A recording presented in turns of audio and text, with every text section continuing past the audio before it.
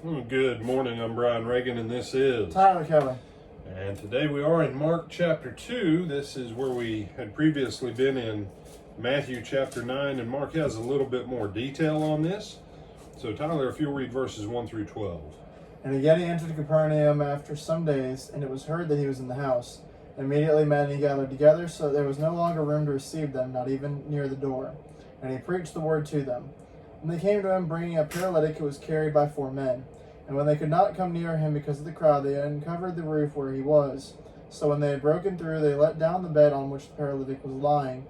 When Jesus saw their faith, he said to the paralytic, "Son, your sins are forgiven you." And some of the scribes were sitting there and reasoning in their hearts, "Why does this man speak blasphemies like this? Who can forgive sins but God alone?"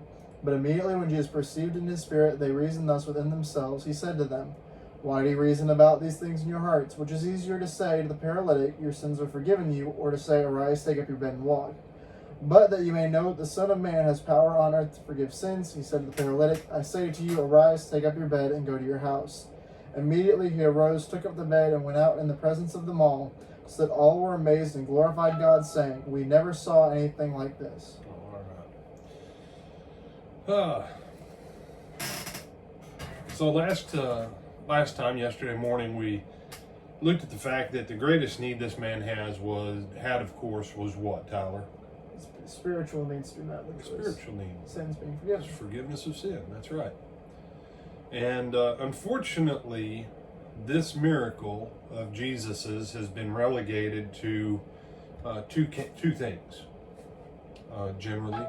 Number one, your main need is for your sins to be forgiven, and Jesus had authority to forgive sins because he's the Son of God. That's generally where most of the preaching goes on this one. But in the Gospels, faith activates things in the unseen realm. We've seen already, we've seen Jesus deal with unclean spirits.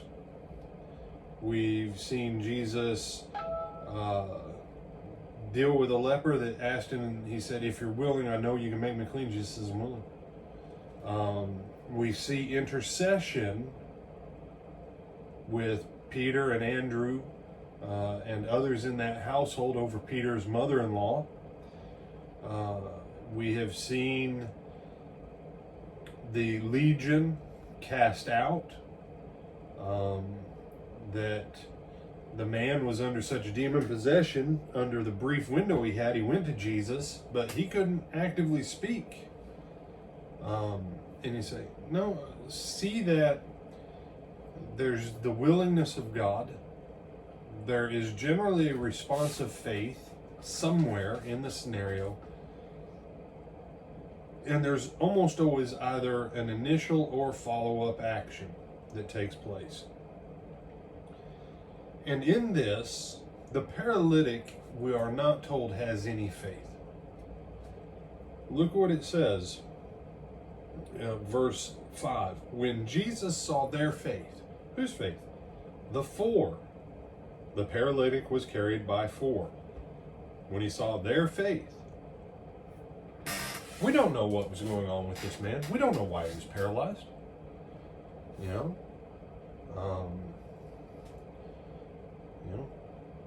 But we do know that these 4 friends, they had heard, they believed, and they had the conviction that if they could get their friend to Jesus, that Jesus could do something. And then they couldn't get into the house, and we'll talk about the house maybe tomorrow. They went up on the roof and started removing the tiles and the supporting structure underneath. Basically, they ripped a hole in the roof to let their friend down. And so this faith they had was a very dynamic faith. It was an active faith. It was a faith that would not be stopped until it received what it went for. And so there is that lesson in faith. And you say, "Well, brother, I've heard that preached before too." No, you haven't. You've heard that the men's faith was effective for their friend. And then generally, you've probably heard the preacher say, but stuff like what Jesus does here is not for today. Then why use... Let me ask you.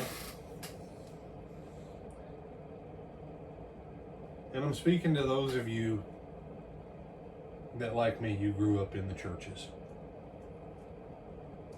And you've been taught most of your life that Jesus did all these great things and faith is mighty and powerful. And then most of us had it drilled into our heads that all that stuff was for then. It really doesn't apply to today. The only thing that applies to today are the rules we're supposed to keep. And that faith is great if God decides to move in some mysterious way that we don't understand. Then why put it in the book? If my faith can do something for someone else that is beyond my physical needs, then what's the point? You say, well, brother, we don't... You do know, Jesus, when Jesus was asked, if it's your will, I know you can heal me. And Jesus goes, yeah, it's my will. And if it was Jesus's will, guess who else's will it was, Tyler? God's. The Father's. Jesus says, everything I do because I've seen my Father do it. I don't do anything unless my Father tells me. Therefore, if Jesus says it's my will, it's also the Father's will. And so the faith of these men, the blessing and the power to heal was present.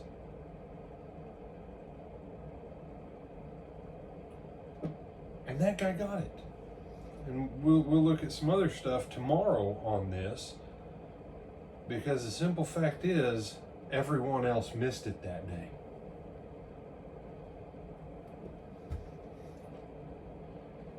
Tyler, if I say to you, if you go to such and such store, I have a line of credit there for you. Everything's already paid for that you need to fix your house. Just go, get whatever you need. If Tyler came to him every day and said, I need some 2x4s and some screws, Brian, can I please have some? And I go, yes, I already told you. You have a line of credit. You have this blessing over here. I set it up for you. Just go get it. And a year later, he's still made no progress repairing anything. Because every day he comes and says, I just want your blessing to help me finish this. And someone, well, no! I set the blessing up. It's his access whenever he wants it. And at the heart of faith, as you're reading through these with me, and you're saying, well, this is a miraculous healing, brother. We can't have miraculous healings.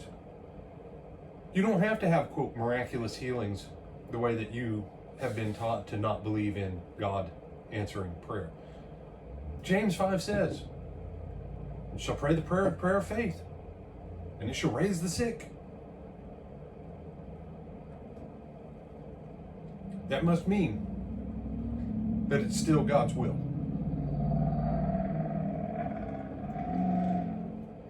And if he did it for a guy on behalf of the faith of his friends because it's his will to do good to his creation,